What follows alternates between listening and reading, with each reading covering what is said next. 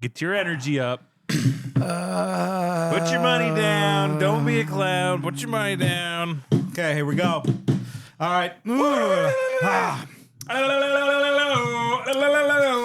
I'm going to start with some classic vaudevillian humor. You ready? Ready. Brother, may I have some oats, brother? Why? Brother, can I have some oats? No, I'm going in the shed with the tall gods, the tall, skinny god. Brother, may I have some oats? No. I am starving, brother. As am I, brother. The tall, skinny figure has thrown the oats at me. Me, brother. I believe they have taken a liking to me. No, brother. I have seen this before. Who is going into the skinny? Who's going into the shed with this tall, skinny gods? All right, we're not starting like that. No. No. We can't talk like that. You're having chips. You're starting with chips. Yeah, listen. I've been doing some market research. People like it when I loudly smack into the microphone.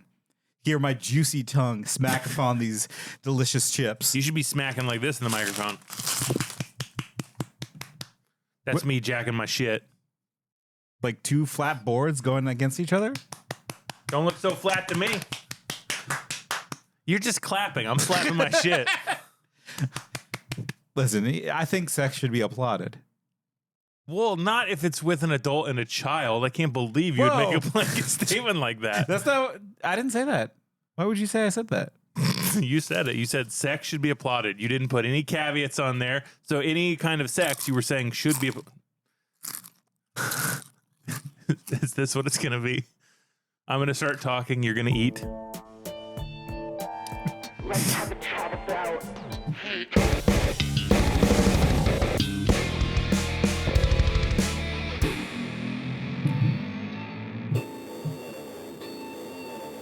Gotta talk about my chicken on the I'm gonna shoot everywhere with hate speech.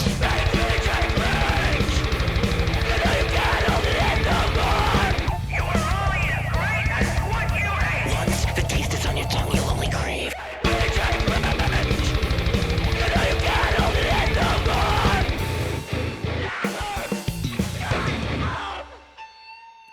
Here I was thinking we were going to compare our two favorite songs and ask the listeners which one they thought was better. But I guess we're not going to do that. Well, you should have started out that way. If you want something, you have to get it. You were eating and then you hit the theme button. I thought we still had a minute before we started. I mean, I wanted some chips. That's fair. So I guess I'll just ask then. Also, welcome to Hate Speech. I'm Tyler. That's Nate. Hi. Hate Speech. People say that we don't introduce ourselves often Who? enough. People. Give me their what people? Give me their names. I'm gonna go to their house. Joseph Cope. Fuck. You hit me with the deep cut. Yeah. God damn. Sorry, Dr. Doom. Real heads Dr. now. Doom, we apologize. I ghosted you. I'm so sorry. We're sorry about that new Dr. Doom. We don't like him. Yeah. How do you think Joseph Culp feels about Robert Downey Jr. getting paid $100 million to play the character he played first? Should I email him and ask? I was talking more about Nip Tuck, the Nip Tuck guy. Oh, Julian McMahon? Yeah. I've always wanted power. Now I have an unlimited source. Yeah. Think I don't know Julian McMahon's line from Fantastic Four is he's the best Dr. Doom. Downey Jr. won't touch him. You know, much like the Fantastic Four, they enjoy the thrills of air travel in their magical jet. It's not invisible. What's their deal, though? Like, they had that weird four-plane? Yeah.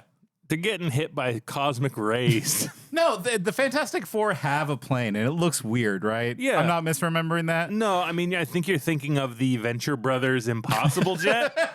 If I had to guess the Fantastic Four content you've consumed, it's probably that, and then maybe one or two of the movies. No, like, listen, famous childhood insomniac. I watched a lot of Boomerang growing up, right? And I saw a couple of the Fantastic Four cartoon shows, and Okay. they showed the jet. So you're familiar. I'm familiar with their work. Can we yes. stop talking about the Fantastic Four and Robert Downey Jr. and Dr.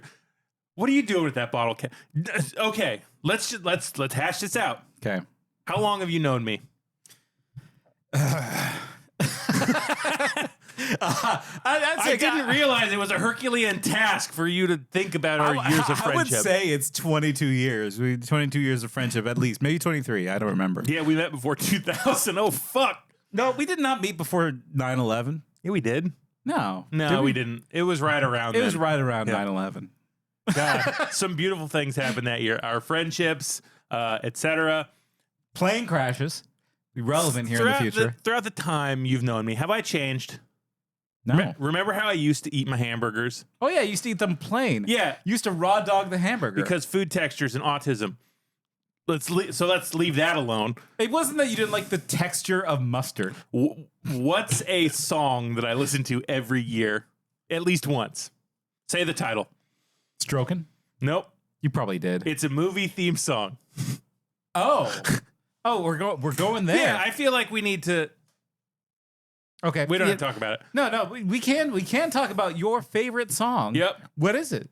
Well, it's the theme song from a movie from the 70s. Right, a blaxploitation film, if I remember correctly. Yeah, so Nate and I are sitting on a gold mine, but we can't talk about it because we are not melanated individuals. Because of the woke mind virus. Because of the woke mind virus. We have to keep the secret.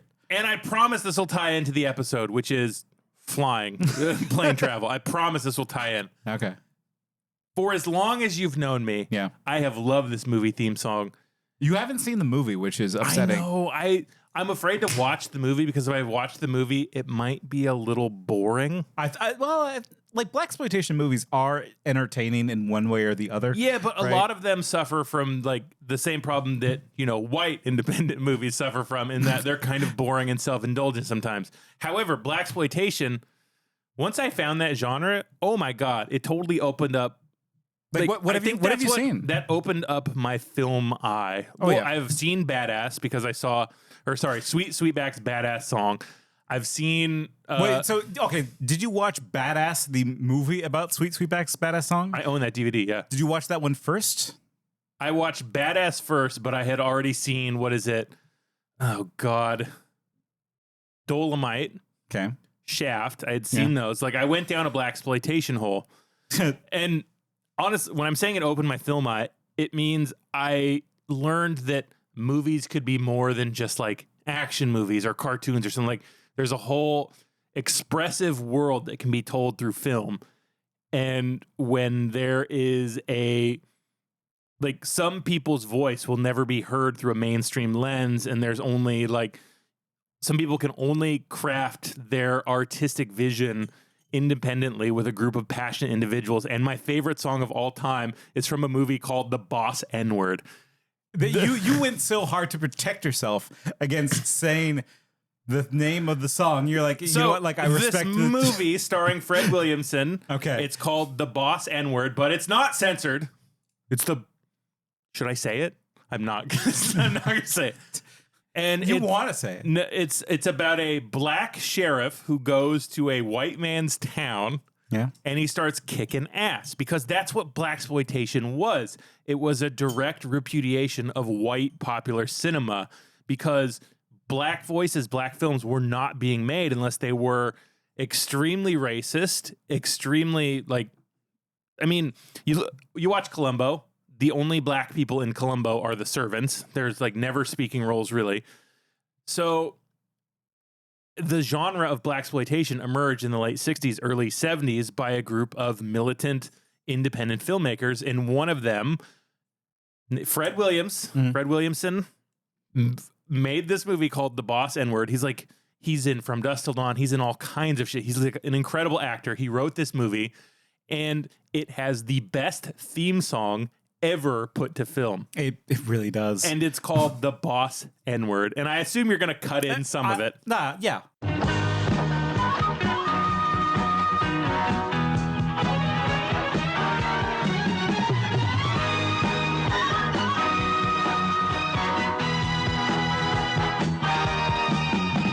Black man in a white man town, he's got trouble. Get in his way, he's gonna cut you down, taking over. He can ride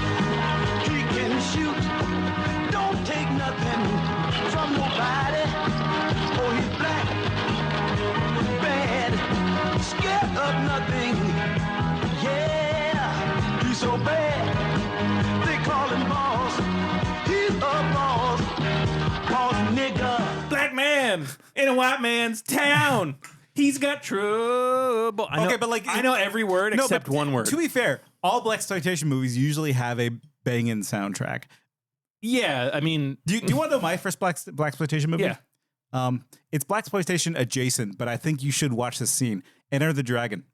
okay. Do you know what I'm talking about? I do, Because yeah. Enter the Dragon, they go to each like town, and then there's the Black Panther kung fu guy, and he gets razzled by some cops, and he uses his kung fu, and like that is essentially a blaxploitation movie, like within Enter the Dragon. All this is to say, I have always loved this theme song. I listen to it despite the white shame I feel while listening to it and knowing all the words.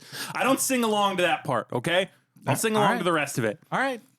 I'm a good ally. I mean, like, But there are some things in my life that I always have appreciation for. RoboCop, the theme song from the Boss N-word, and I am horribly afraid of flying. I got this feeling. It's a weird feeling. The cabin starts to shake, right? And the left side blows up, and then the whole plane just explodes. The plane's gonna explode! It's not a joke! It's not a joke! We get thrown off the plane all because Brownie has a bad dream? I saw it. The plane! It's gonna blow up! It's gonna blow up! I am paralyzed with fear thinking about flying, which is why today we're talking about air travel, because we're about to travel somewhere tomorrow. it's true. One thing before we get off that subject, though, you do love redlining, and I don't know why. I just think I don't know why you're only avoiding some that. people should be able to own homes. Like it's, we I don't know why you joke about were that. just avoiding that topic. And by I think my yourself. object of penance is trying to talk and make my case as a white person to listen to the Boss N-word theme. It's a good theme song, and like you're right, we should call it out as a good theme And song. we should watch the movie. Like On the flight. I think we should do that. no headphones for watching the Boss N-word. I mean, like people need to know about this stuff. Like like the cinema gets hidden because white people aren't talking about. I mean, this article. Well, yeah, there's a reason we're not allowed. No, it. People should know. but I was reading that article about how Gen Z is completely divorced from pop culture that came before them because they're not passively absorbing reruns or old TV shows, stuff like that. They weren't forced to sit in front of a TV. Also, not to put this shit on younger generations, like there's generations of movies that just don't make it to streaming. Like it's gone. You can't wander through a video store and just pick out the oldest tape you can find. Yeah, I mean, I try to avoid generational stuff because I feel like a lot of it's overblown. Well, no, like I'm not saying anything about the generation, but like no, yeah, like pop culture is being removed. Yeah, there are mechanics that are gone. Yeah. TV is not what TV was for us, and so therefore you're not forced to watch whatever shitty movie is on TBS that evening. Yeah, you're not forced to watch Child's Play 2 3 times in a row. That's right. Which So, you should. It's the best one. that's the one with the military, right? No, that's Child's Play 3. Child's Play 2 always is do the that. toy factory. I always do that. Which one is the one with the plane? The plane? Yeah. Soul Plane. That's a modern blaxploitation movie. Tell me about Soul Plane. Don't tell me. No, you It's got can't. Tom Arnold, friend of the pod. Friend of people of all colors, Tom Arnold. Big into Kamala. Who guessed? Who could have known? Let's talk about flying. Let's talk about flying. You love flying. I You hate love- it. Okay, Like- why? Like, well, what? Okay, what was the first time you flew on a plane? In middle school, going to Alaska to Okay. visit my father. My family dragged me away from EverQuest to go to Alaska to go fish for halibut, to go to a glacier, Rather to be in walk around Que- Seward. Would rather be a Queenos. Yeah, I could make that run from Queenos to Freeport in under an hour. I Yeah. was that guy. Knew where to hide. I mean, it gets hard when you're running through like the forest at night because you don't have your glowing light stone, your GLS, so you can't see. Wait, is it really like dark? Yeah, you have to have light and stuff on to see around you. It fucking whips. EverQuest is and cool. the light thing, it wasn't a thing you equipped. It took a slot for a bag. You couldn't have it in your bag. It had to be in a slot where your bags could go. No. But, like, why enjoy nature when you could be in EverQuest? Why fly on a plane? How long was the plane flight? A couple hours. I mean, from here to Alaska, it's like 3 or 4 hours. So it was like 4 Queenoses to Freeports. Yeah. I don't. You're gonna have to stop with the EverQuest stuff because I'm not gonna be able to focus on anything but EverQuest or the Boss N-word. Okay, let's focus on your fears. Yeah. But how are you feeling when you flew as a child in middle school? I felt like I was defying the will of God, and I don't even believe in God. Okay, that sounds like a joke. It's not. It sounds like you're joking. It's terrifying. I hate carnival rides. I hate flying. Now, I know why you don't like carnival rides. I think they're interrelated because I'm up in the air against my will, uncertain if I'm ever going to touch down on terra firma once again. Okay, this I think I'm getting somewhere with this. Oh, no. So you like being in control. How do you feel if you're like a passenger in a car? Fine. Really? I don't like it when you drive because I think you drive too slow, but I feel safe. Wow. Okay. You drive slow. It's well known. I drive the speed limit. I don't. Yeah. No, that's I'm a problem. kind of the boss N-word of white people driving. No, he drives the speed limit. He's an officer of the law. I don't. Yeah. I mean, assume if I'm you not- get in his way, he will cut you down. Think it over. I imagine they would shoot people in the 'Cause West. he's but that's bad. just me. He's black. Yeah. Don't take nothing from nobody. Okay. Okay. But like you take it from the sky. I do. Like, so I've seen you fly, right? Like we've been on plane trips together, some international plane trips together. Yep. You do not do well. I don't. My hands sweat. I get nervous. My hands are starting to sweat right now thinking about it. Like the takeoff and landing parts you're not a fan of. You do the like whole I'm gonna dissociate thing. Yeah. Does it work? No. Why not? Because all I'm thinking about is like the plane ripping in half or doing a Final Destination or like nose diving or like So you picture it viscerally. You're like, I can feel the fires of picture hell. it and feel it. Yeah. Okay. Because it's like the thing that I'll think of a lot is like no one knows what happens when you die, right? But you wreck your plane, and let's say you get rended limb from limb, cleaved in half by the seat in front of you. Oh, that's terrifying. Go on. Now I'm gonna let you finish. Okay. Like Kanye. So there's going to be moments where you're alive through dying. Go ahead, keep touching your shit. Well, the little potato chip got caught in the guard. Had to flick it out. And but no, I'm sorry. Your trauma sounds real, and I hear you. so it's like, who knows what our brains do when they die? Well, you know I have this idea that things like slowly, like you experiencing time slows way down, and So you're picturing like a Langolier situation where you are stuck in time, waiting for the Langoliers to eat your soul. I was thinking more of Eternal Sunshine when they're deleting his memories and like things are going dark. And he's like, no, please let me keep this. Please, I'll stay here. But I imagine like it's that. Langoliers? No, it's not Pac-Man monsters coming to eat me. God, I love the Langoliers. I love the short story. I love the miniseries. We love it. I mean, you know about the experiment of during the French Revolution, right? Where they're Cutting off heads and counting the blinks. Yeah, I'm well aware. Right. And so like, think about it that way. That guy, right? 12 blinks. 12. He did it 12 times. And not only that, like he knew he was dying, but he was just like, I want to let the people know that there are 12 blinks in me before I go. And like, he was fine with it. He had his memories were being deleted, but he didn't care. Let me ask you this. What? Do you know what it feels like when any part of your body is deprived of its oxygen for long enough? I mean, I've had my leg fall asleep. Yeah. That's not what I mean. Like when you lose a pulse to your arm, your leg, to some appendage, your weird tail you don't talk about. What? No, sorry. I don't have. Sorry, I'm dropping name lore like it's hot. I don't have a tail. So it's called ischemia, right? And it's really fucking painful. Like compartment syndrome. Do you know what that is? No. So look at my forearm here. Let's say I get a crush right here and it cuts off all the circulation there. It creates a compartment in there where you're not getting any blood flow. Yeah. It's extremely painful. Now imagine that's what's happening to your brain as it shuts down. I can't imagine. People are always like, man, I bet dying feels like the ultimate high. And it's like, if you watch people lose sensation to parts of their body, it doesn't look like they're having a good time. It looks like death is extremely painful and scary.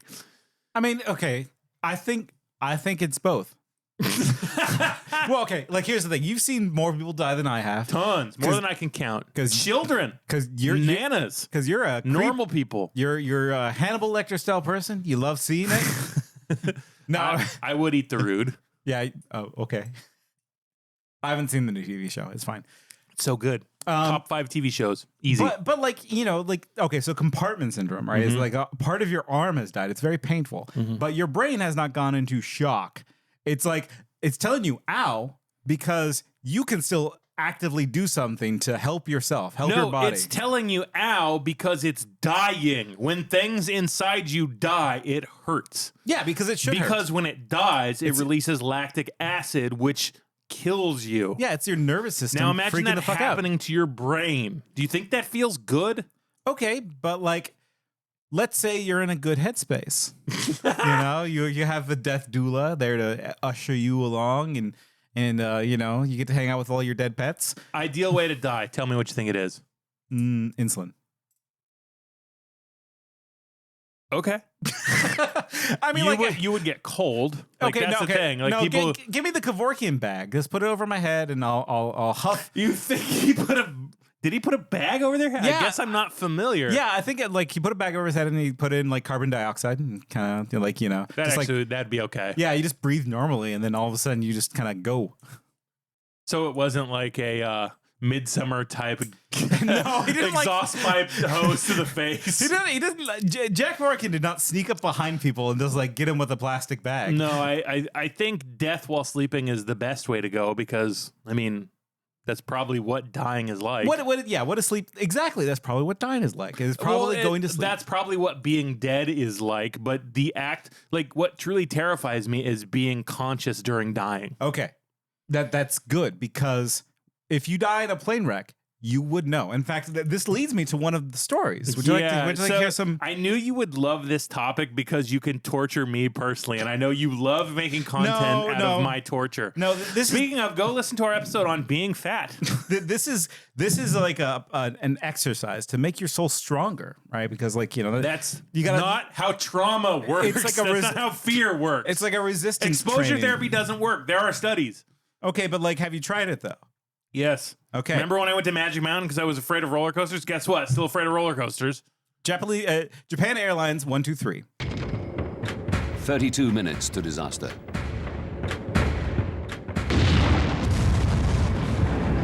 The bulkhead explodes.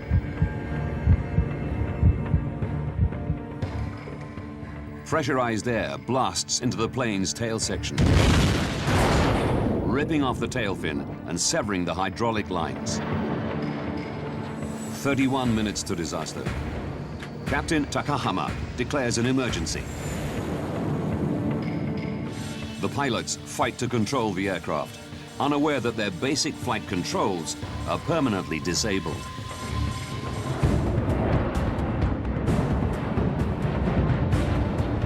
The plane climbs and dips. The pilots struggle to maneuver with engine thrust alone. Right. 12 minutes. Like, so their engines have gone out. Like, they don't have control of their plane. Well, they have control, right? They're very high up, right? But the pilots knew that they were just running on borrowed time, and so did everyone else in the plane. 12 minutes of flying up and down, knowing that the plane you're on will likely crash, but not knowing when. They were there up in the air for 12 minutes, and they knew they were going to die. They were up there for so long that they were writing notes to people that would find their body, right? And so, like, you know, it wasn't the experience of, like, the immediate pain of, like, oh, no, a fire, ow. Because I feel like that would happen very quickly, right? But, and normally, and, like, hey, plus for you, plane crashes, if you crash and die, usually it's very fast. Yeah, almost instant. You get turned into a puddle. Right. So, you know, like the before that, though, the 12 minutes of you're going to die, I would be grateful for that. I'd be like, okay, you would be grateful for that? I would not. A little bit. Like, yeah, I have 12 minutes to like really reflect with a sound mind. Because like, I'm not going to be able to fix it. Do you think you'd kill anyone in those 12 minutes? No, I don't want to know what that's like. You might. No, I know what that's like as a nurse. No, I don't. That is a joke. Legally actionable. No. I just want to see if you were fucked up. Yeah, but no, they had enough time to write goodbye letters. And like, oh, that's nice. What would I even say? And like, it's like I would a roller say coaster. stream the Boss N-word theme on Spotify.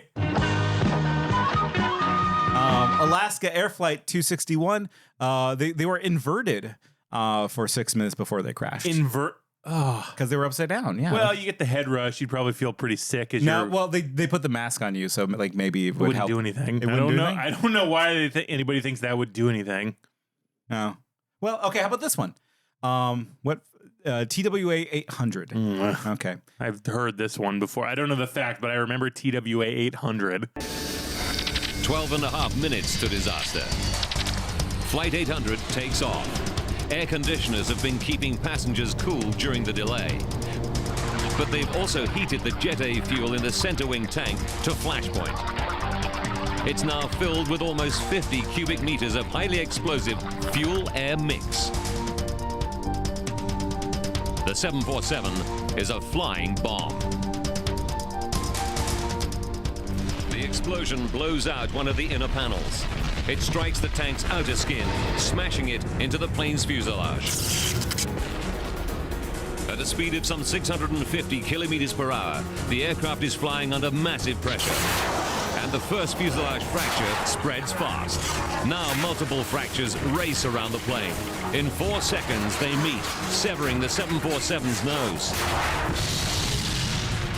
The nose plunges downward like a bullet. The rest of the plane, with most of the passengers still in it, soars upwards. Investigators believe that this is the trail of light eyewitnesses see streaking up into the sky. At 4,600 meters, the main section stalls. A tiny spark has brought down the enormous jumbo jet, killing 230 people. This is the flight where the front cockpit area fell off due to an explosion, right? But the plane kept climbing as the engines were still on. So they were just like going up like at a nice gradual angle with the front of the cockpit gone. So air was rushing into them.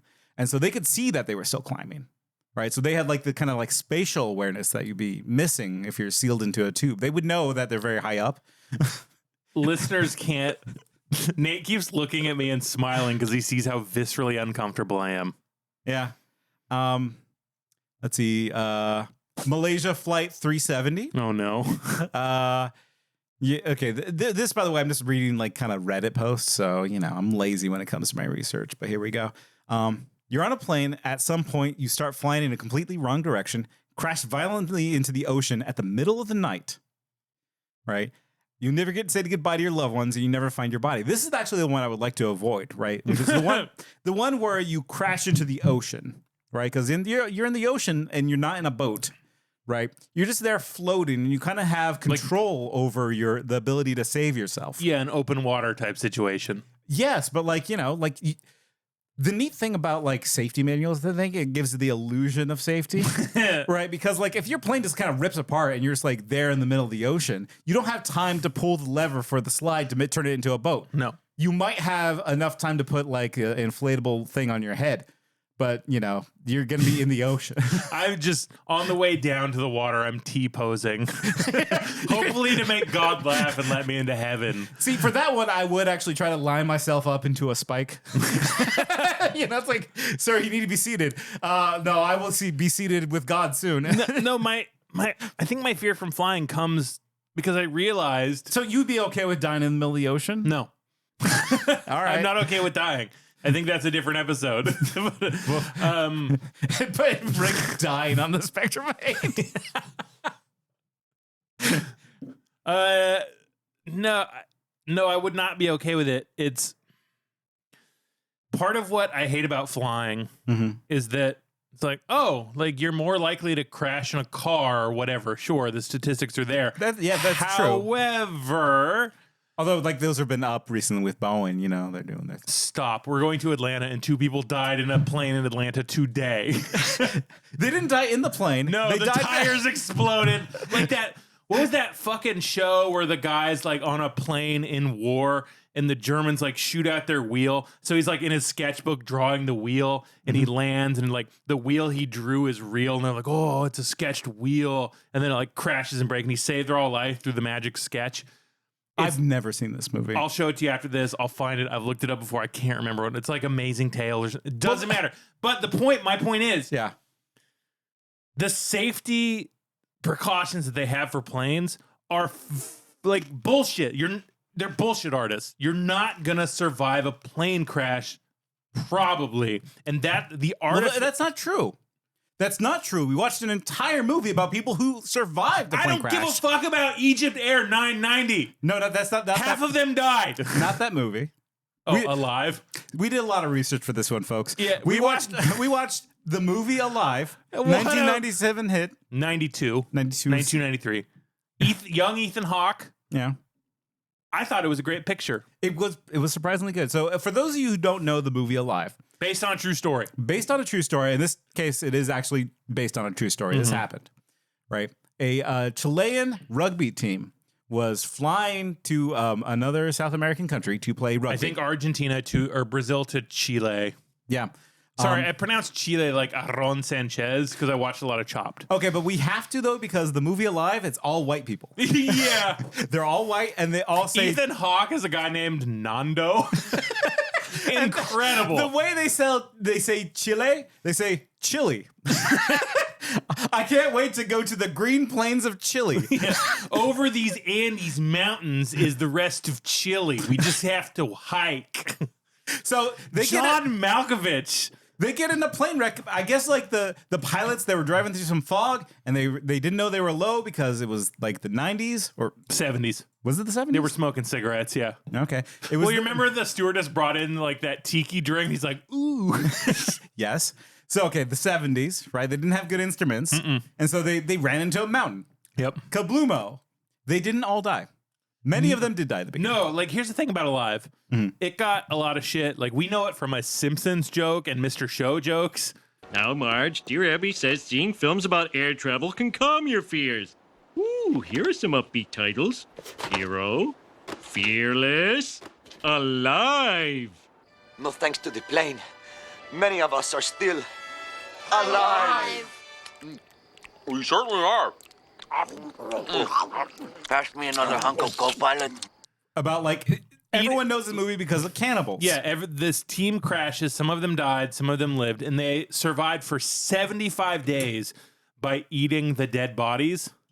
Which, first of all, I would quickly eat a dead person if I had to. Like, oh yeah, they turn you into a Wendigo. You become a Wendigo, and you get super strength. That was tricky. God, watch the movie. This is the Boss, N-word, and Ravenous. Let's do a hate speech double feature. This is just a podcast where we recommend movies to you now.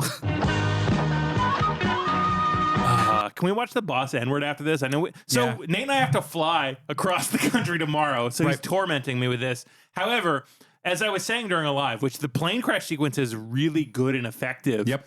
And models are great. And it's like, it happens very quickly, and then most of the movie's about cannibalism.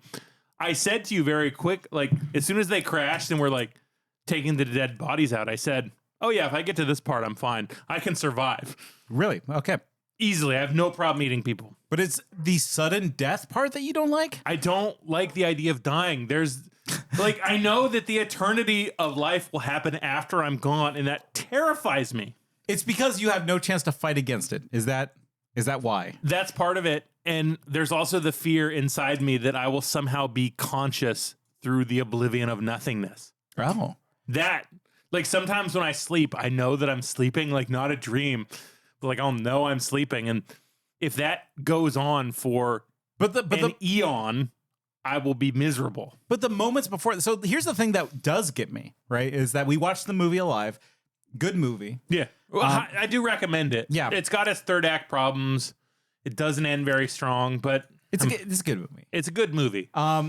So after that, we watched a couple made-for-TV documentaries. Yeah, they like crashes and denials, or like disasters and whatever. The plane crashed. Right. It doesn't matter, because the thing that got me was the people in the Egypt crash who inflated their life life preservers early. Yeah, so And- Egypt Air 990 crashed into the ocean because one brave pilot fucking whipped ass. These people, they inflated their little necklaces there too soon and were stuck sinking. Yeah, with the plane. They were pressed up against the ceiling of the plane because it was taking on water and they couldn't escape. Yep. That part terrifies me. Like a drowning is it like, oh, I wouldn't want to drown. That seems awful. Right? Yeah, like, because like that's terrifying. Breathing is an involuntary reflex, and when you're underwater, like the pain, the like burning of having to breathe, and your body makes you suck the water in, and that's cold mixed with the burning of your lungs. But you're not afraid of drowning. Yes, I am. I'm afraid of all types of death. Except for getting shot in the back of the head at a Costco with my AirPods in, because I won't hear that coming. I won't know. Okay, you get caught lacking. I understand. Look, whether or not I got my iron on me is not like, as long as I die not knowing I'm dying, I'm fine. Okay, so it's not specifically air travel then, right? Because like, why aren't you scared in a car? You said it yourself. You're more likely to die in a car. I'm not scared in a car because my Subaru Outback has safety features that may keep me alive. You believe the lies more in a car. No. It may not keep me alive, but when I'm in a, like, how heavy is a plane? 20,000 pounds? A shitload of tons. When I'm in a tons heavy tube of metal, defying the will of God like I'm fucking Icarus, it's like I deserve to die. But you drive every day. And yes, I understand. You don't like the hubris? No, listen, nerds. I understand intellectually how flight works. I understand how planes work. I get that. I do not care. At the end of the day, you're in a steel tube, even if the engine's floating through the air. You deserve to fall and flame out and die. And I can't get away from that. Call me Johnny Storm because I'll flame on. But I'm so pissed off. I'm so pissed off. You brought it back to Fantastic Four. Even if the engines go out, you still are probably going to be okay because it's like it's a paper airplane at that point. You just kind of glide to the ground. You know the most afraid I've ever been in my life? What? It happened last year when we went to our friend's wedding in Philly. Did an engine go out? So I'll tell you what happened. We were flying home from Philadelphia from a beautiful wedding with friends I love dearly. They know who they are. They might be listening. When we were flying home, you weren't on this plane, but me and my partner were. This plane, we were trying to stop to make our connection, I think in Phoenix. Okay. And the plane's coming in hot. It's coming in hot. Yeah. Way too fast for landing. And I'm thinking, okay, the pilot knows what they're doing. And they land and it bumps real fucking hard. But we're not slowing down. And I'm like, well, this is weird. We should be slowing down. And then the plane lifts off again after landing. And the plane is quiet. Mm-hmm. You could hear a fucking mouse come. That's how quiet it is. But what that sound like? Ha The worst. Mickey Mouse came in Goofy? Yeah. Okay. What do you think makes him goofy? It's mouse come. Continue. But the plane starts gaining altitude again, and I'm sitting there holding on to the seat rest. My arm's sweaty. Mom's spaghetti. I'm like, in my mind, I'm certain it's like, this is it. I'm going to die. I'm in the final half hour to hour of my life. This pilot has chosen to 9/11. Hey, at least I get to be on the news. Okay. And I'm horrified because the plane starts gaining altitude, way more altitude than I expected. And I'm like, okay, it's going to happen. It's going to happen. I looked at my watch. Mm-hmm. I made note of the time because I was like, I'm going to be aware of when I'm going to die. It's 9 minutes later, 9 minutes of climbing altitude, flying away from Phoenix, where the pilot says, yeah, we had some equipment malfunction. We didn't quite slow down like we were supposed to.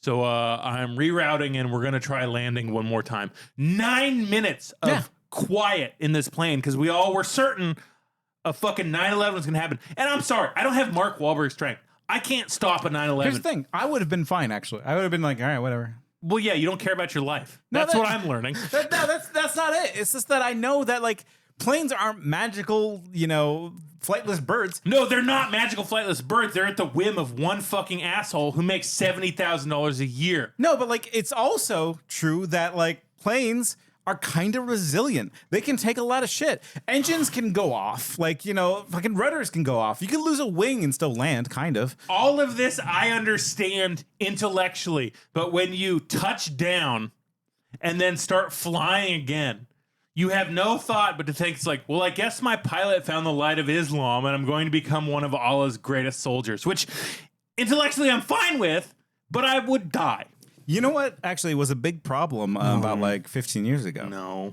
Pilot suicides. There's this thing called pilot suicides. There's this German pilot. It's the sequel to Virgin Suicide. The Barcelona to Dusseldorf. There's this... Spain to Germany, yeah. Yeah. He was having a bad time, this pilot. And he decided to lock his co-pilot out of the cockpit and, really go out with a bang.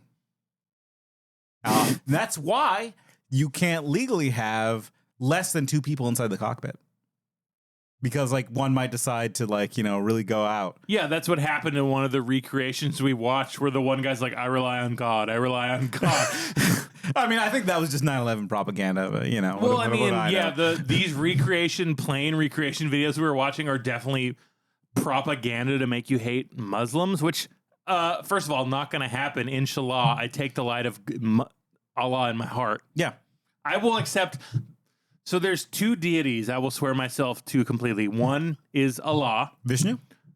And the other one is Yakub. Really? Like, I think I'm Yakubian. Like, no cap. I've had 2 beers. One was very strong. I think I'm coming around to the idea that we were created by an evil black scientist on the island of Patmos. Yakub. You've never told me you were a black Israelite. Can we get rid of that phrase? I'm a white anti-Zionist. So, you've let it be known that you're terrified of flying. Completely. Like, it's, right, but I hate it. But, like, we're not just talking about planes, you being terrified of them. I think that they do a good service, and it's too weak of an argument. Yeah, people are scared of planes, but I don't think it's enough to, like, hate. But it's also, like, the #1 polluter of the world, so... Well, I would say like there's a lot of polluters of the world, and like a lot of private jets. And here comes the moral relativism, folks. Here we go. I'm just saying Taylor Swift, brings a lot of love to the world, and she deserves to kill a little bit. Knowing that she's getting rawed by Travis Kelce or whatever his name, and that we are drinking the fucking smoke from her jet, so that some fucking single-digit IQ football player can cream pie Taylor Swift. I'm fine with that. I mean, I think, to make up for it, we should be able to watch. Can you imagine? It'd probably be very boring. It would be like the sex scenes from Napoleon where Joaquin Phoenix is like... No. It'd be like executive sex. Or like, is this nice? Yes. And then it's like... It's a greasy strangler sex scene. But like, not the like, am I doing it right? It's the more of the like, this is adequate? Yes. It's 2 people with no internal monologue trying to figure out what makes their body do good. Yeah. The same way dogs make life, And so we're going to go to Atlanta for Dragon Con. We're going to see some folks. We're going to have some good times. We're going to fly. And we're going to add in some of our flight diary because here's another problem I have flying. Okay. With the caveat of with you. All right, go off. You fly as cheap as possible. Being 5'4" or however tall you are, you're normal. You're in the normal tall range. Me being the extra tall fat range, there's no leg room for me. There's nothing. So when I flew home from California 2 weeks ago, I took a first class flight. Yeah. It was incredible. I got free Prosecco and I could stretch out. How much did that cost you? It was $40 extra. No, okay. No, it was Alaska. It was super cheap. How is it $40 extra? I don't know. Like for this one, for our flights to Atlanta, I could have upgraded myself to first class for $90. I almost did it to say, fuck you. I mean, you should have. So, that would have been funny. Here's some Nate and Tyler lore. You want to get fucking real with it? Sure. Last time we went to Dragon Con, you told me, Tyler, you're in charge of booking the flights. So I did. I booked the flights to Atlanta. Me, and my partner. Let me Okay. speak. Okay. I'm speaking. I'm Okay. Kamala Harris. Okay. I'm speaking. Okay. I bought us tickets. This has been festering in my heart. Yeah. I'm still mad about it too, by the way. And you were like, this, I spent $1,000 a ticket. You spent $2,200 per ticket without asking me, you asshole. I was legitimately mad about it. I know. You said it was one of the worst things I've ever done with our friendship. Yes. Which I will respect this. But you want to know what really cooked my brain? Okay, fine. Was when we were flying to and from Atlanta. Okay. You were like, man, this is so nice and so comfortable. And I was like, you screamed at me. It wasn't because of the flight you picked. It's because I like flying. Here's the real thing that I have a hard time with. Like I enjoy flying. I like being on planes. I like the miracle of flight. I can see the people below me and go about their lives, and I can see mountains I wouldn't be able to see in person, and like I get to see the country. It's great. I mean, yes, I'm killing the planet slowly. You know, I try to. Everything we do kills the planet slowly. We can't really change that. We're just one guy. I try to, you know, like kind of be respectful about it. But like, yeah, you know, like I like the process. I like looking out the window. You know, I like the peanuts that come with it, and like a little Biscoff and a little cup of coffee. And you yelled at me, which fine. But I'm not. You understand that those are different things. You spent. If we were in a marriage, I would have divorced you. You like because like again, when I said like, hey. You know, I was mad at you. I was mad at you didn't say like, hey, is this a cool price and times? Right? You didn't communicate. Like you said, take care of these tickets. And one night while I was at work, it's like, well, I got to do this. Okay, but I want to be comfortable while flying. Yeah. But like if a ticket is, say, an exorbitant amount of money, which $2,200 was. Round trip. Yeah, that's still a lot of money. That's about like 3 times more than I was expecting to pay. Could you afford it? No, actually. Because you don't know what I'm saving money for, you asshole. Like, that money isn't mine. I'm being serious. Like, the money that I'm saving for very specific goals, and you took away from that. To kill the president. To kill the president. Got you on tape saying you kill the president. But the fact that you were so pissed off, which I understand, which is not a thing I did this time. Yeah. Did I? Because we all talked about it. Because I heard my friend, he voiced his concerns. No. Don't this. I listened to you. Okay. And I thought about it, and I thought it's more important to me that Nate doesn't get surprised by this. I would say it's not just Nate. I would say you should never do that. You told me to take care of it, and we both make a good living wage of money. I thought... But you know how I am with money, Tyler.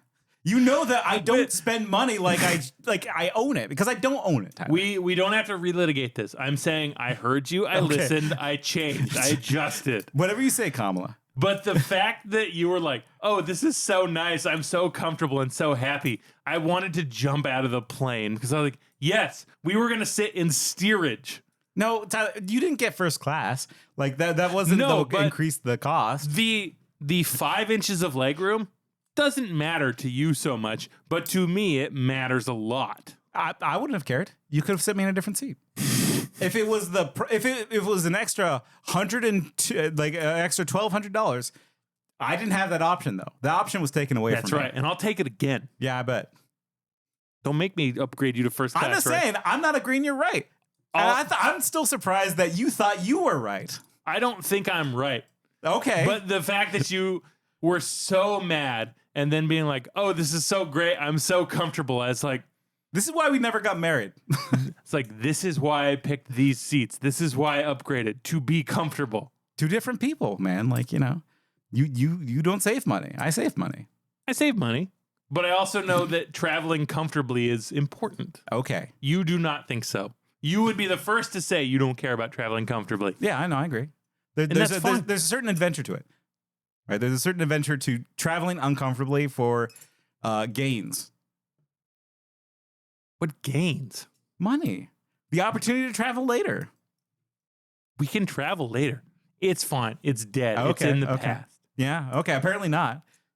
You brought it back. I was done with it. I will bring it back. I will keep bringing it back. I just want points for saving money.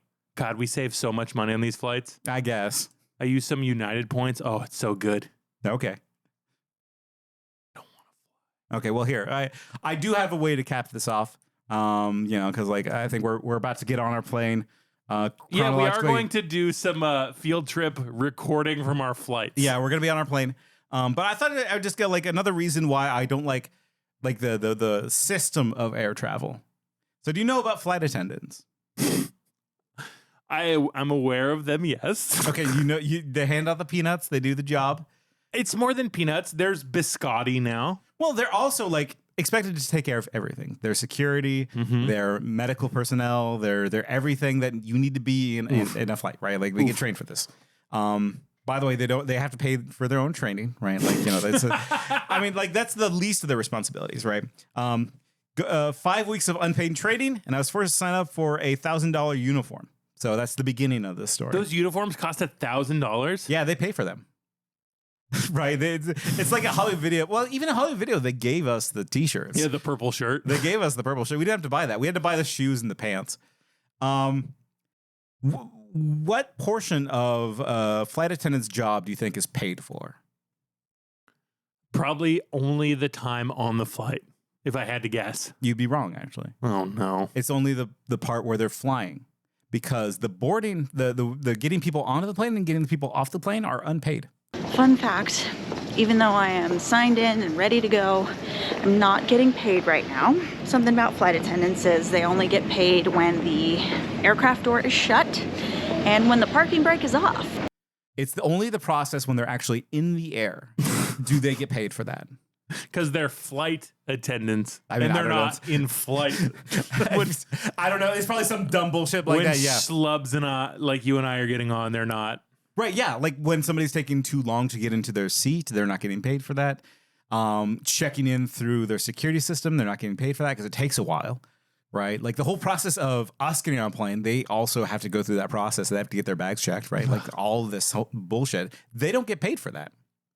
Right? But don't worry, though, because they also get a lot of forced overtime. Right? I bet they do. Right. And well, think about the life of a flight attendant. You get onto a plane. You might like land in Istanbul. Constantinople. Now it's in Istanbul. I don't want to do this joke. But they land there and they don't get paid. They get stuck in Istanbul. Right? They have to wait until they get flown back. And who knows when that's going to happen because flights get canceled, flights get delayed. They might be stuck in Istanbul for ages. Now that there's a lure to that job, right? But understand that also like it's a detriment if you want to have like a family or a home life or some stability, right? But they don't same with podcasting. One could say the same for podcasting, yeah. But they don't get paid for any of that. Oof. Also, did you know that flight attendants have a higher rate of cancer than most other jobs? They're exposed to something, the same thing that pilots also have a high rate of cancer. Gamma rays. They don't get Fantastic Four. They just get breast cancer. They do, yes. And just like all sorts of other bullshit that I won't get into here. But like the act of like working on an airplane seems miserable. Yeah. Like all part of this process. I worked with a nurse who used to be a pilot on commercial aircrafts. Oh, yeah. And he's like, you're basically a bus driver for drunk adults. I had to get out of it. I make more as a nurse now than I ever did as a fucking like first captain or like second in command on the plane. Like what would you say is harder, being a pilot or a nurse? Whichever one has less turds. So probably nurse. Now pilot has less turds, I would say. Well, yeah, that's what I'm saying. Nurse is harder. Oh, okay, yeah. I don't know. I wouldn't want to be a pilot. I'd be scared. My hands would slip off the like wheel because I'm so sweaty and scared. I mean, they both have a high degree of responsibility, I would say. They do, yeah. But also, like as a nurse, I can take one life in my hands. But as a pilot, yeah, you can get 150. No, just like that brave soul in Dusseldorf. No, if I'm so scared of dying myself, I would never wish that on anyone else or cause that on anyone else. God, how noble of you! What a hero! I'm kind of like this podcast boss N-word. Bringing it back so you can't cut it. I wasn't planning on cutting that. But okay, so one last fact to cap it off. Do you know the whole Boeing thing with other things? Planes keep exploding. The planes keep on exploding. True. But specifically with the 737 Max. Oh God! Remember though, like it was like 5 years ago, right? They would just there were 2 very large plane crashes as a result of them. One was like a complete annihilation. Any of them in America? No. That's the saving grace I have. It's like sometimes us imperialistic, awful, destructive human beings, we get saved. Well, I mean, sorry to all you folks in Brazil. That's a bummer. It wasn't like because of that though. It was because of like international flights are the ones that have the 737 Max. But do you know like why they crashed? I don't. It was software. It was all software issues. Right, because that's on you. It was software issues. Well, yeah, it was software issues because they tried to hide that they installed new shit. Like they installed they installed these new fucking engines, right? And they wanted to say like, look at our cool fancy engines. You don't have to retrain a pilot at all. It's just like the old planes. And the way that they didn't retrain the pilots, because they didn't train the pilots on this, right? They just said like it flies like any other plane. Fuck. Right. They got 2 hours on an iPad to deal with like the new computer system. Right. But the way they hit it, because it did fly differently, they hit it through software. Right. And the software was, hey, if your angle of ascent is too high, the software will automatically and silently lower it for you. They won't tell you that that's lowering the plane. And so what happened is, guess what? The software fucked up because software fucks up constantly. Right. And so all these planes were just like slowly nosediving and they were having to pull back on the yoke because the thing that they pull back on is still like somewhat manually attached. Yes, you can still control it with your hands. Yeah. Right. But they were having to fight against this motor that was actively trying to push it down. Right. And so like what would happen is like the Japan flight that I started with this, it would go down and rise back up, go down and rise back up, go down and rise back up as they're frantically trying to figure out what the fuck is going on. Most of them crashed. In fact, the big crash, the Malaysian flight, crashed. They finally figured out it was this stupid fucking system and was able to fix it, but not fast enough and they crashed. They solved it at the last moment and then it blew up. That could happen to us tomorrow. I mean, not that one. There's so many things that can go wrong, though. Yeah, we're more likely to get sucked out or like 9/11 or whatever. I hope it gets sucked out. Can you imagine like the door gets sucked off? You stand in the doorway with your dick getting sucked off the stratosphere. It's like that Connor O'Malley joke where, oh, I got fucked by the twister. No, like in that sequence, you're fucking the heavens. Yeah. You know what? I'm not afraid of flying anymore if my bud gets to fuck the heavens. Yeah. Like if the plane is truly fucked, I will be jumping out. Damn. Yeah. You won't even be able to breathe. There's no air up there. I can hold my breath. Let's get on this flight. Let's go.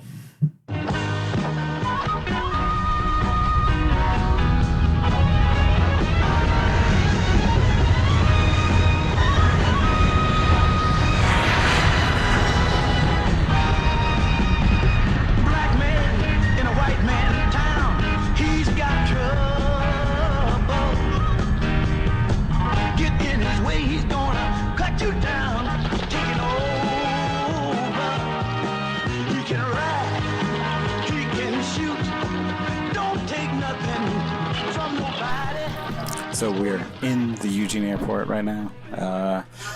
The time is 4:30. I woke up at 2. The check-in time was pretty good. We met a special individual who tried to seduce me. He was very interested in my wallet. He was seductively feeling the creases of my wallet, and then he told me I was lucky. So that's been my experience. Maybe Tyler wants to elaborate. Yeah, Nate got accosted by a horny TSA agent. This guy's like, man, I wish you were a fucking threat to America because I would fuck you right here. I'd see every fucking inch you. I have that power, you know. I can do that.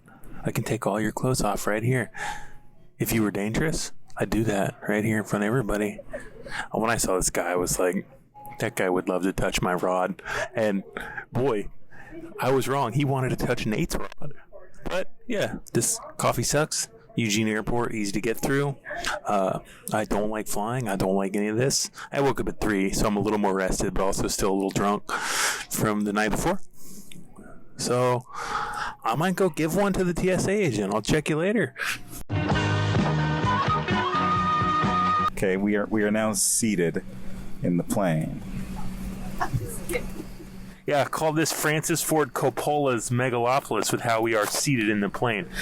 Dog, my legs don't even fit in front of me. These seats are so bad. We're in the very back of the plane. I can't. I have to man spread into the aisle and everywhere next to me. Dog, I'm dying. For the record, he has plenty of room. He's just a baby. I have plenty of room. You liar. Scared of nothing. Yeah. And we're back from traveling across the country twice. Yeah, we're like Star Trek and across the universe. Boldly going forward because we can't find reverse.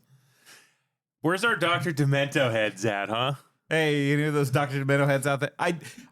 I've never heard Dr. Demento aside from that one song. There's Klingons on the starboard bow, starboard bow, starboard bow. There's Klingons on the starboard bow. Wipe them off, Jim. Trekking across the universe. On the Starship Enterprise under Captain Kirk.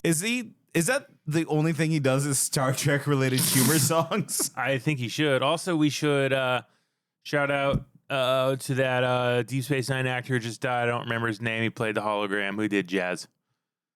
The jazzy hologram?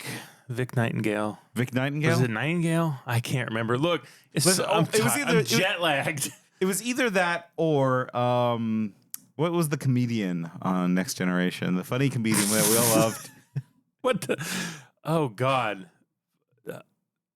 Let's start over. No, come on, you got it. What is it? I don't know. I can picture his face. He did the awful Chinese commercial. We'll cut it in here. Joe Piscopo. Oh, I hated that guy. Like what? No, really, he was in that movie where he's like playing a dead cop. Yeah, Dead Heat. I can remember Treat Williams in Dead Heat, but I can't remember his fucking name. Joe something? Joe Scaramucci. I keep thinking Joey Buttafuoco, but it's definitely not it. Yeah, my brain's not good from the jet lag. I've been sleeping weird hours. You trying to look it up? No. Like, we're just letting that simmer? Let it run. Everyone else will know. I'm going to cut it in here. No, cut it in. Joe Piscopo. Yeah, that's the name. God damn it. I didn't want them to learn. Yeah, we are jet lagged, but not by much. It's like 3 hours. 3 hour jet lag is nothing.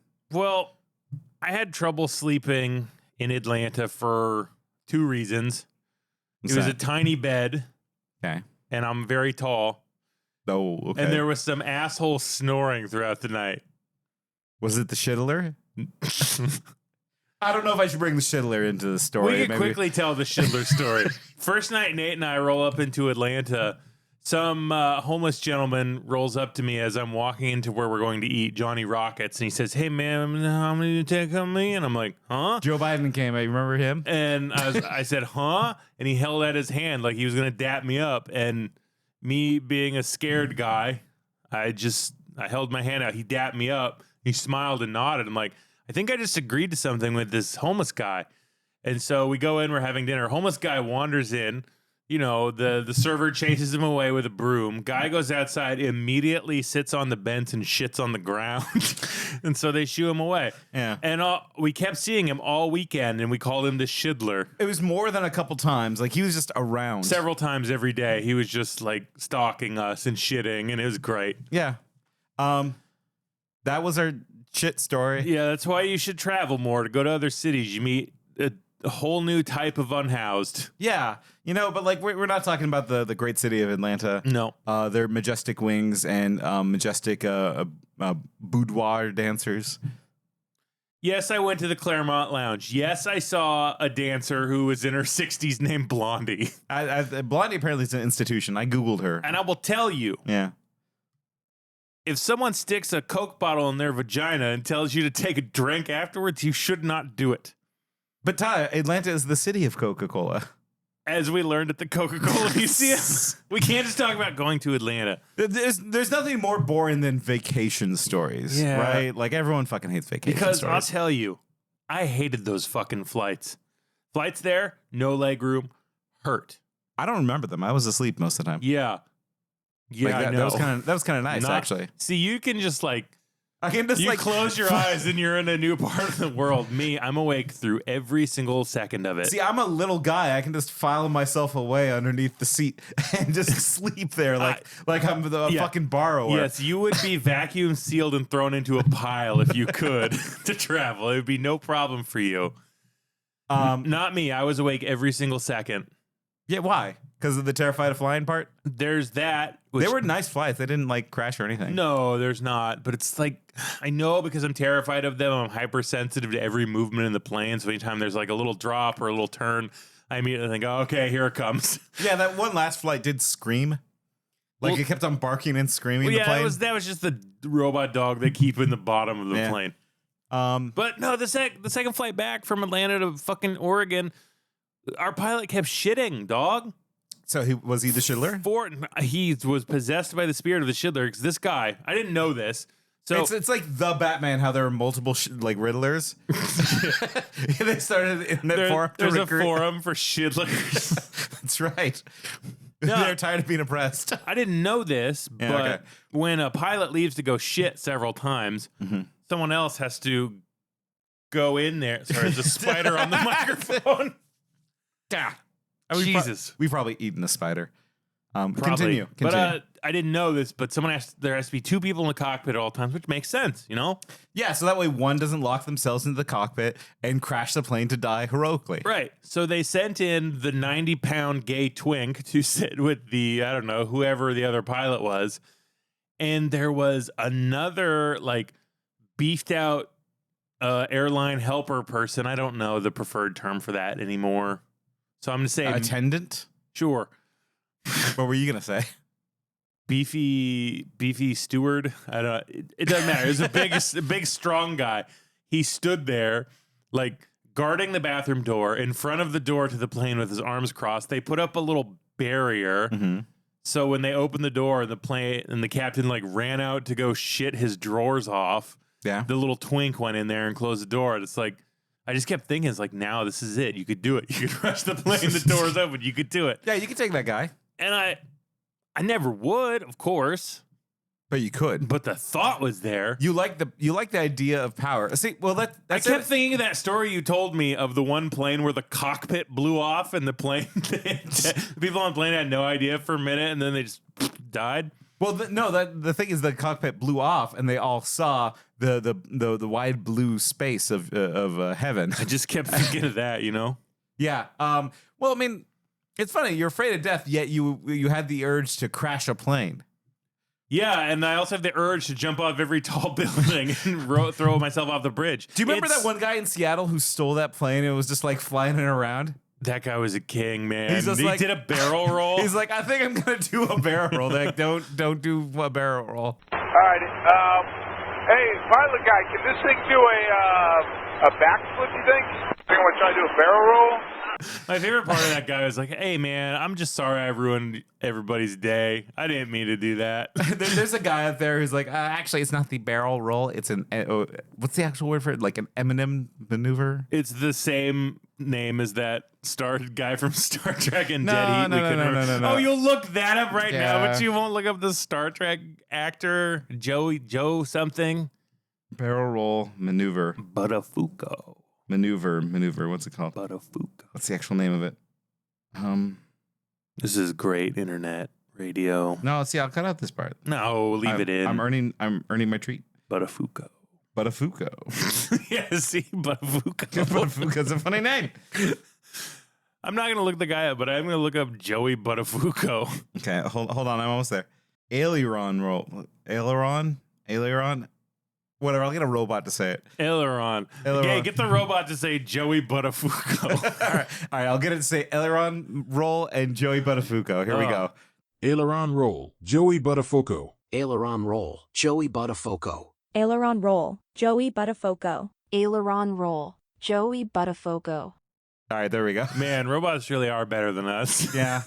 I had a good time on my flights, actually. All of them were quite pleasant.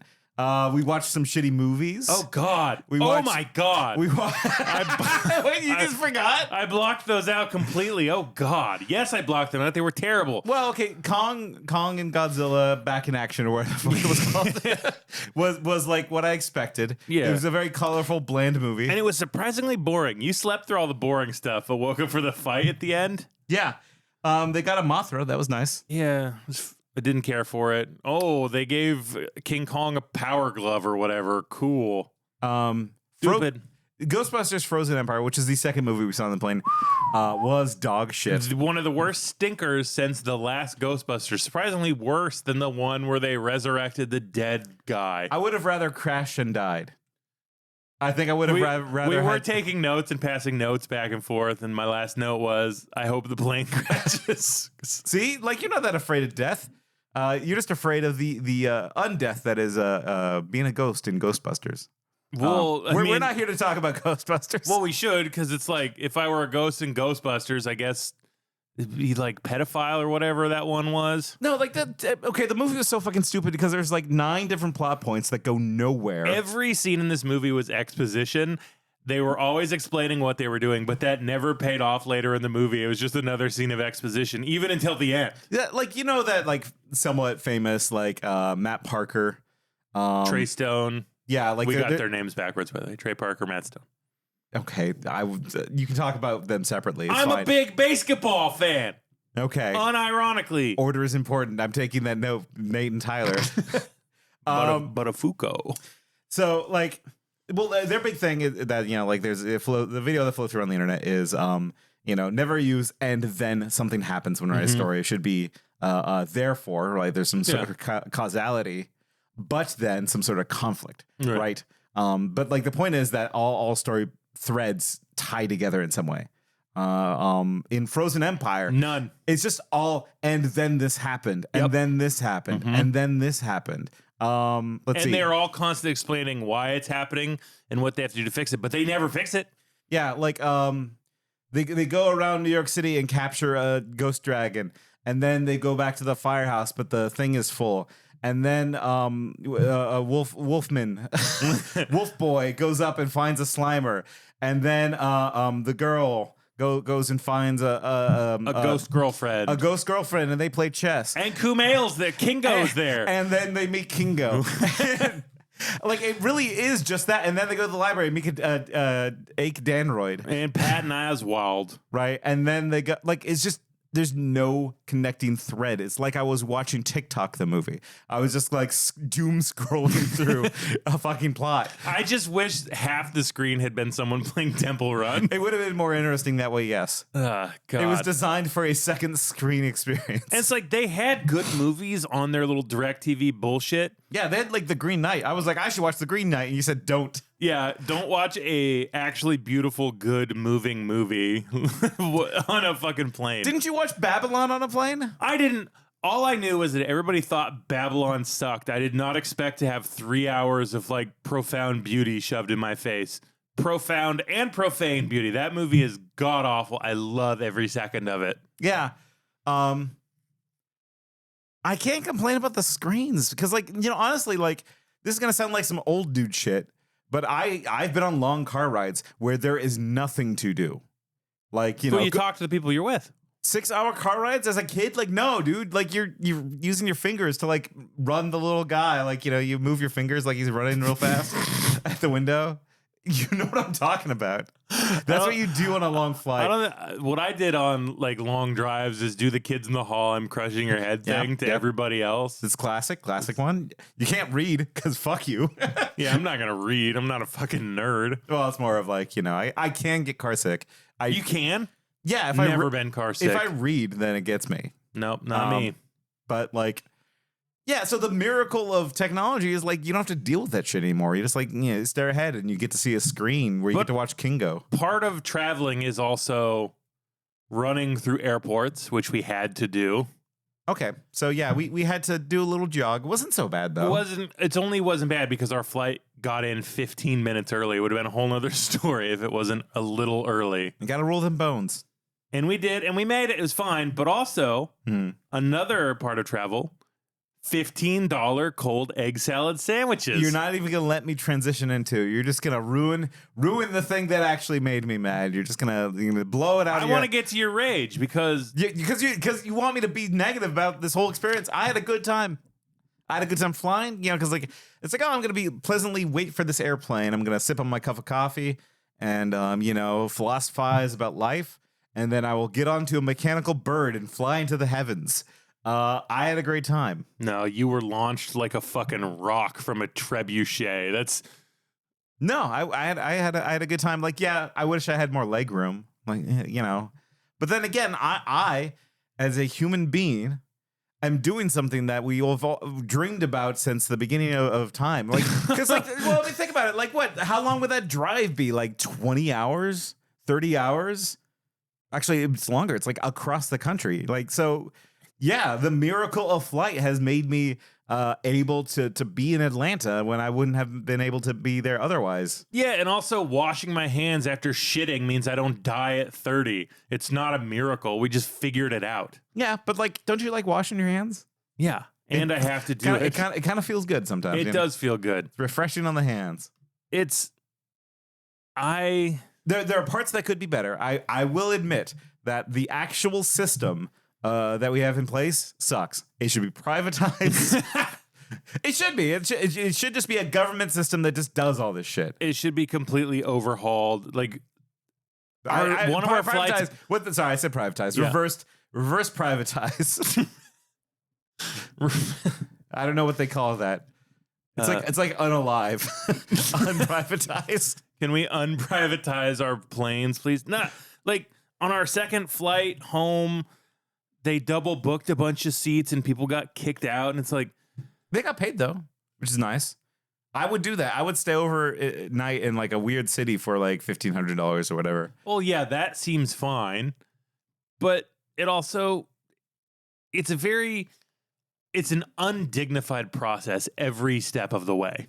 It is. Mainly the TSA. Like, that whole experience. You want to talk about that? Sucks shit. Yeah, because we kind of cut in a little bit of that audio probably at this point. But they went in, they fingered all my shit. Mm-hmm. They patted my groin, they went through my almonds. Mm-hmm. I had to throw away my almonds because they were really sticking that blue glove in there. I'm like, yeah, they really third based your dill pickle almonds real good. Yeah, I know. It's like this is sour in a different way now, and so I threw it away. And the whole theater of it is unnecessary. Like, yeah, we know 9/11. Like, that was, many years ago, 23 years ago. We don't need to be doing this anymore. I did notice that our airport, the Eugene Airport, breaks a rule. What's that? When you get screened with TSA, they don't check a boarding pass, so people can just get screened and go up and say bye to people that are flying off. That's nice. That is nice. I was like, holy shit, I didn't realize that we could just do that, but I guess they just do that at the Eugene Airport. Yeah, it makes sense because then you can go up there and, say goodbye, and you've been through the security, right? So it's not like you're you could be having an underwear bomb or whatever. Like, that was the Schindler. He had the underwear bomb. Yeah, he was letting those bombs everywhere. So that whole theater sucks and should go away. We should be able to bring our fucking liquids on there. Yeah, bring liquids. We should be able to bring our guns. Third Amendment. Which amendment was that? Fourth Amendment? The guns on plane amendment? I don't recall. Yeah. I mean, I know that we shouldn't have soldiers in our home. That's the big one. That is the most important one. It's the most important one. But that theater can go. Like, there's no reason to do it. It's dehumanizing. It's deeply undignified. Yeah, we all have unless you have a lot of money. Yeah, you can just pay money to not go through it, which should indicate that this is an unnecessary process. Yeah, it's like the whole what is it? Laws only exist or only punish people that can't afford to pay them. Oh, like the fake Final Fantasy Tactics quote. Yeah, that one. Yeah. Yeah, I mean, everyone knows it's pointless, but it's also it's fucking law now and it's never going to go away. No. That sucks. So we should get rid of the laws. You say we need smaller government? The government needs to take over planes, so we need smaller government? So you're saying Reagan is an anarchist? What are you trying to argue here? I think they're different things here. Yeah, Reagan was an acceleration. Well, we'll tell you. We'll get back to you on that when we watch the movie Reagan. Coming soon. The end caps hate me. I can't. Hold on. Well, God, I can't get my Reagan right. The end caps hate me.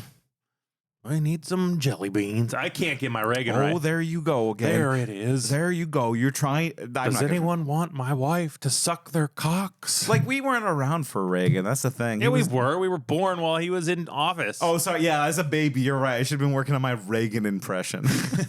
Good point. But like, do it for me, the Gipper. That's all I got. Like, yeah, I'll keep working on Reagan. We got to go see Reagan. Yeah. Well, here's why the TSA sucks. There's many reasons.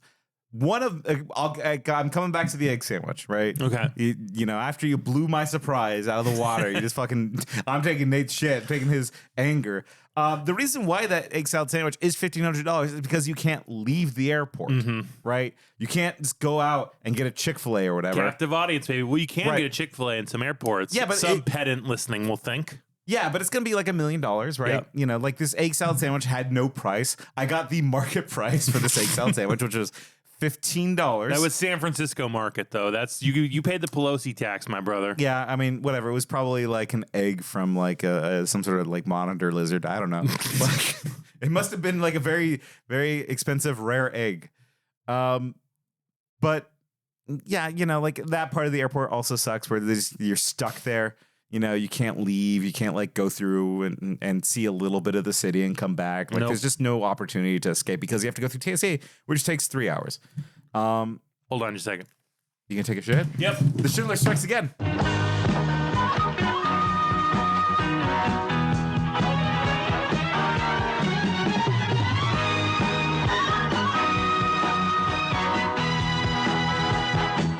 And another thing. No, wait, hold on. You gotta address how was your shit?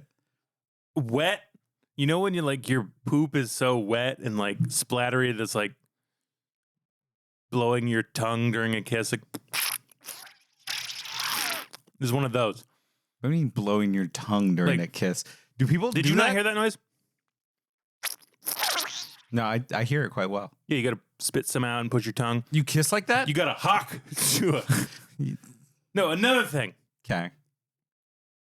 Look, do what you want. Wear one or don't. But ain't nobody on a plane other than us wearing masks. Oh, yeah. You should probably do that. We should probably get boosted up here at the end of the month here. If you're listening to this, new vaccines coming. Hot track.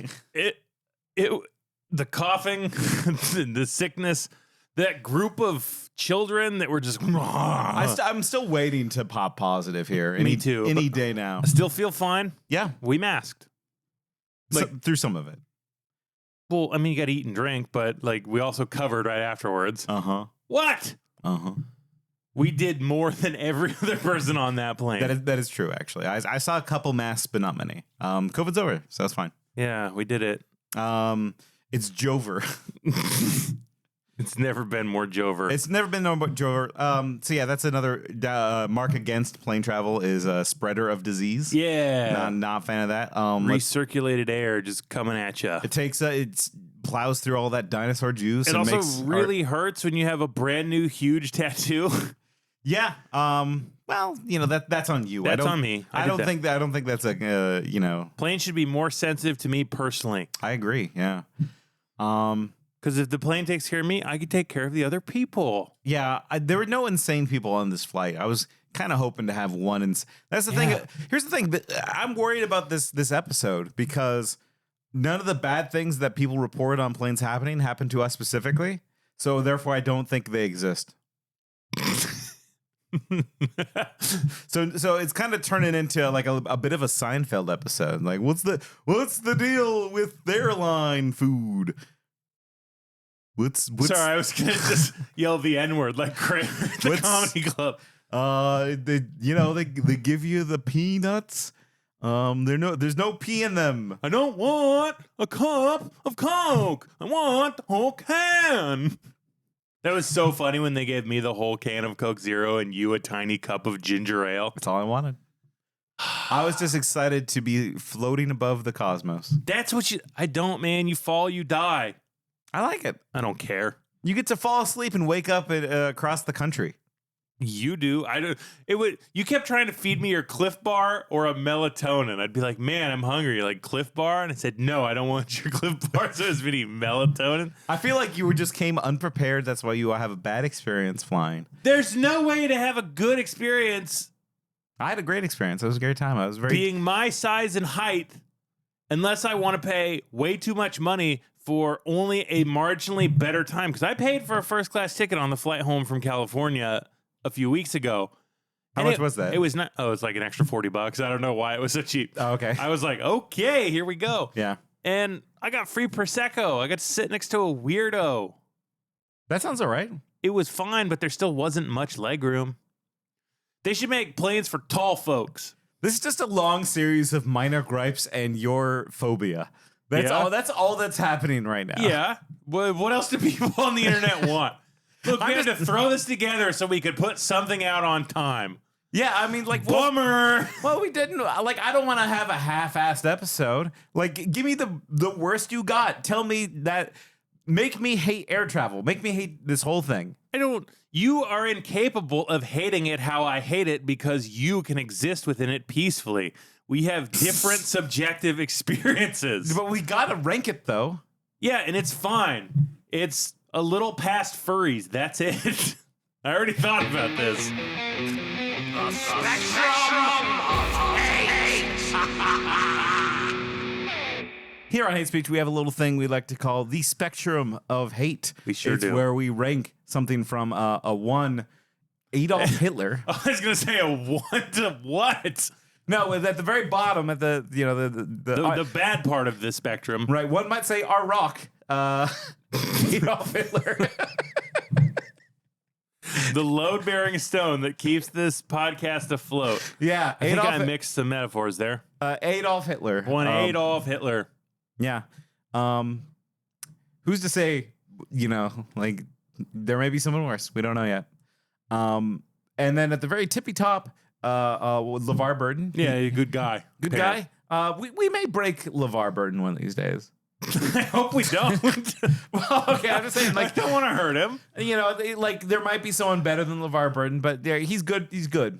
He's good for now. He's good for now. We like him. Maybe we should actually put him through the paces, see what we hate about him. Oh man, that could be an interesting one, huh? Or like do Hitler actually, maybe, because like we've never really like had an episode on either of these two. Do we need to do Hitler? I mean, maybe we should do Hitler. I think, you know what? Fuck it. Let's just spoil the big surprise. We're rebranding. We're joining Talk Tuah girl on her podcast, Talk Tuah. Y'all really thought I was done? I'm just getting started, baby. I'm Haley Weld. A little while ago, my life took a complete left turn and it changed forever. And along the way, I've realized that everybody's entitled to their own opinion. Well, now it's my time to talk. Check out my podcast every week, Talk Tuah, where I'm sitting down with the coolest guests and having actual conversations with them. And Pookie. Who is Pookie? Yeah. Talking Talk Tuah. Talking Talk Tuah? The podcast that listens to Talk Tuah. I really pushed for us to become the new heel squad. Maria Menounos, marry me. Yeah, Maria Menounos. She's been introducing us to movies since I was in my early 20s, probably. Yep. Mm-hmm. And she has not left. And we don't want her to leave. And she's got a podcast called Heel Squad. Check it out. It's right. Yeah. You think our worst episode of this is better than every episode of Heel Squad? Because we listened to some Heel Squad and it sucked out loud. Well, okay, I'll do this. I'll pick a random section of Heel Squad. Unbiased. I'm just going to go to the middle one, insert it here. How many people were compliant with the centralized mandates and then wound up with myocarditis, which all the centralized doctors that you're trusting said couldn't happen? Why is it literally 8 weeks ago, a guy named Kevin McKernan, who worked on the Human Genome Project, who now works in the cannabis industry. This guy's a pristine, molecular biologist. He decided to go get Pfizer vials that were expired and just test them. And he tested them. He found DNA plasmids and found SV40 in the vaccine that they told us that it couldn't be in. What's SV40? That's simian virus number 40 that showed up in the polio virus 75 years ago. You said there was a vaccine incident somewhere in the 80s. What was that? Well, there was several of them, but the big one was the polio vaccine. Maria, have you ever asked yourself this single question? Why did Jonas Salk never win a Nobel Prize for discovering the polio vaccine? Do you know why? Because it didn't work. And actually, all his vaccines were polluted with SV40. Do you know why Nixon started the war on cancer? Because SV40 causes cancer. And guess what? The government has known this for a really long time. In fact, most of the soft tissue cancers, most of the cancers that you got and your mom got, I guarantee if you went and got genetic tested right now that you'd be positive for SV40. Bet you didn't know that. Is there a way to reverse SV40 in your system? Let me tell you something. That podcast I just did with RFK, you're going to be very, very interested in that. I'm going to tell you, did the people that caused the Qatar event try to do that? Oh, yeah. And you should see the collateral effects of that. My chest is getting so heavy. Yeah, hi. Nate from the future here. I legitimately did not seek this clip out. This was a random clip that I just pulled. It was the first video I saw. I went directly to the middle of the video.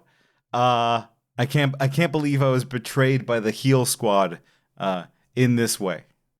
And if that was pretty good, then like judge for yourself is what I'll say. Yeah. Do your own research. Do your own research. Well, just like know inside your heart whether or not we are better or worse than Heel Squad. Or Talk Tuah, the new podcast from Haley Welch, the Hawk Tuah girl. I guess I'll have to cut in some here too. Oh, you gotta give him that hawk too and spit on that thing. Okay, are we done doing that? I hate that I have to know who this stupid bitch is. And I don't like to call people that often. I mean, I do, but I don't like to use it sincerely, but I truly believe. Did you check out the podcasts that were on the flight? Because there were a couple podcasts on there. Maybe we should try to get this on there. Oh, my God. Yeah. Can we imagine putting hate speech on a plane? Someone's up there just like, well, I don't know if I hate furries. Like, what the fuck are they talking about? Talk Tuah? That's going to make no sense in a year, I hope.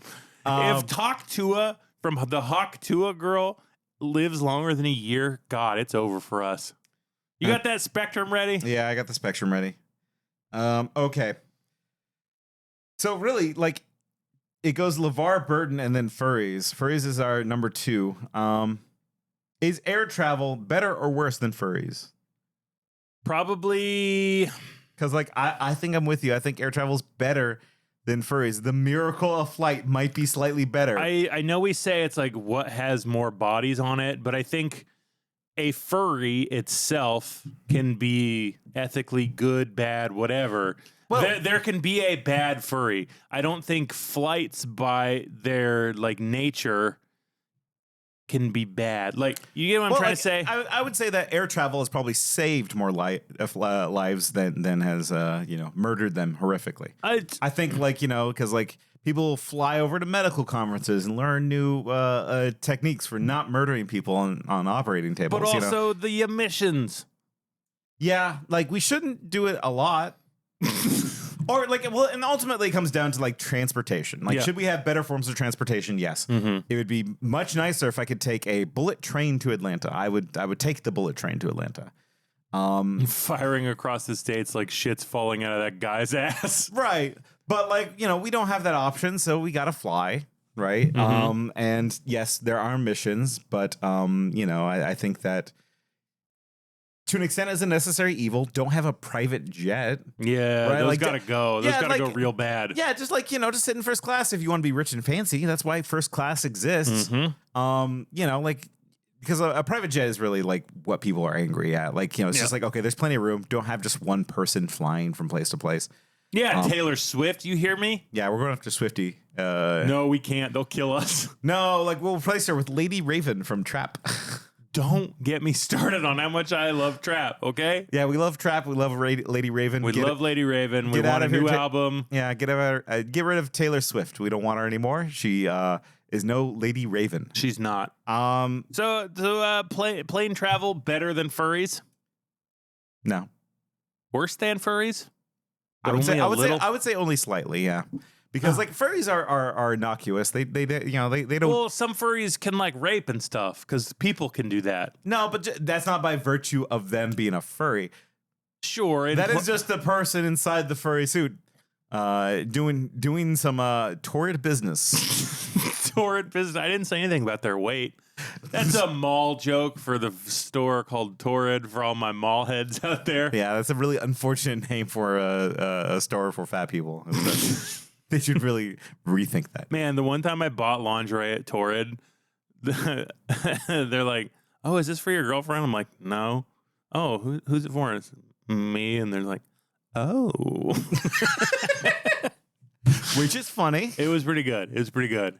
I mean, like, well, would you agree though? Because like this episode has been hard for me because I like flying. I acknowledge there's bad things about flying, but like overall, I'd say it's good for society. I'm not saying the Wright brothers are in hell right now, you know? They're down there with Reagan. "Oh, it burns." No, they're flying with the angels. The Blue Angels? No, not the Blue Angels. They are in hell. Yeah, any part of them. Yeah. Like, this has been such a fucking mess of an episode. I know. It's all over the place. I love it. And I hope they hate it. No. Because, like, we're going to spice it up. We're going to cut in some clips. We're going to add some noises. We got, like, noises here. What else? What do we got here?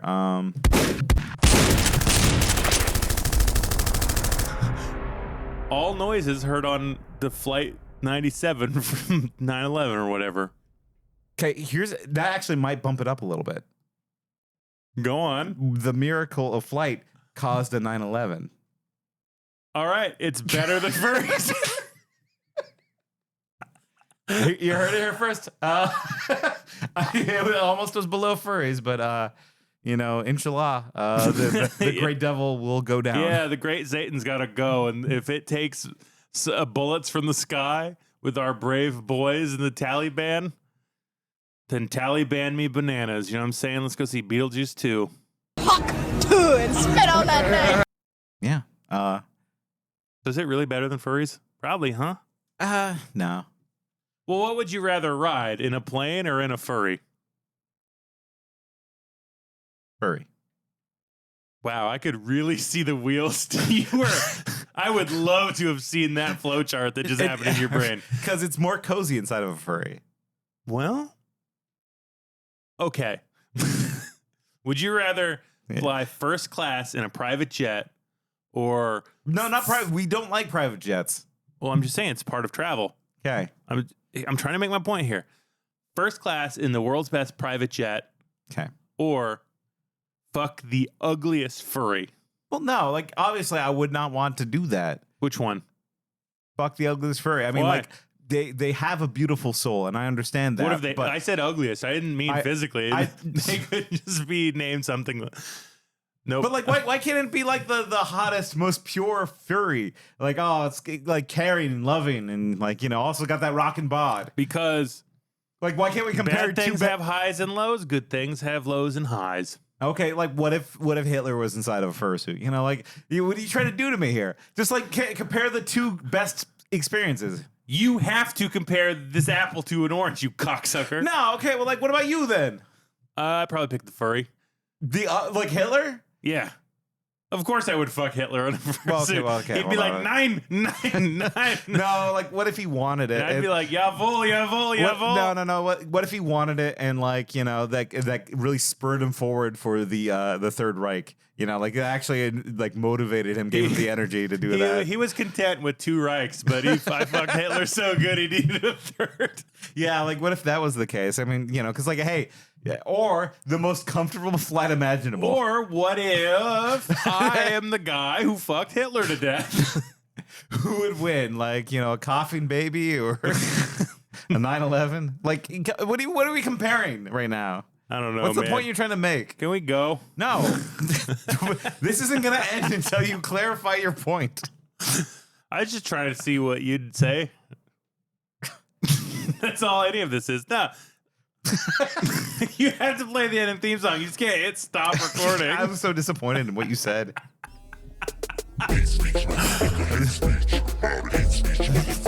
You're just out here saying shit? People listen to this sometimes. For what?